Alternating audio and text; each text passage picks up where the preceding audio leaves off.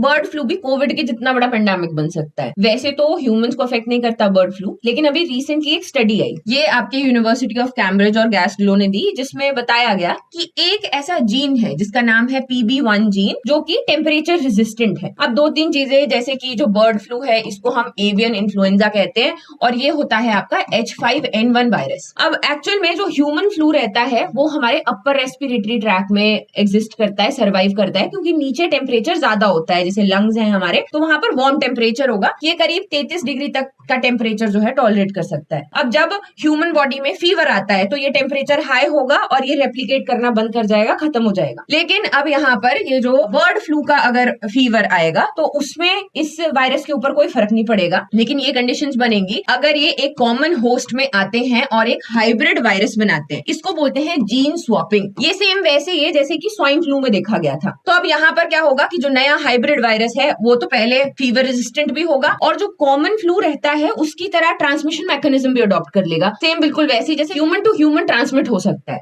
ये आगे एक पेंडेमिक जो है उसको भी क्रिएट कर सकता है। It's a recipe for disaster. बिल्कुल ऐसा ही एक चीज जो है 2009 में स्वाइन फ्लू के लिए देखी गई थी। स्वाइन फ्लू होता है आपका H1N1। तो ये नॉर्थ अमेरिकन स्वाइन फ्लू जो है वो मिक्स हुआ यूरेशियन स्वाइन फ्लू के साथ। इनफैक्ट इसमें जो एवियन इन्फ्लुएंजा है बर्ड फ्लू, उसके भी कुछ जीन्स थे और ह्यूमन फ्लू के साथ में जो है मिक्स होके एक नया हाइब्रिड बना, जिसकी वजह से हमने 2009 का पेंडेमिक देखा। वैसे ही जो बर्ड फ्लू वाला ये PB1 जीन वाला होस्ट या एक हाइब्रिड जो ट्रांसफर है वो भी पहले देखा गया है 1951 में और 1968 में। तो काफी इंपॉर्टेंट है कि पेंडेमिक को अगर हम लोग यहाँ पर रोकना चाहते हैं तो हाई मॉनिटरिंग इसकी की जाए, और इसका जो मोर्टेलिटी रेट है वो 40% से भी ज्यादा है, विच इज वेरी हाई। तो हमें पेंडेमिक अगेन देखने को मिल सकता है।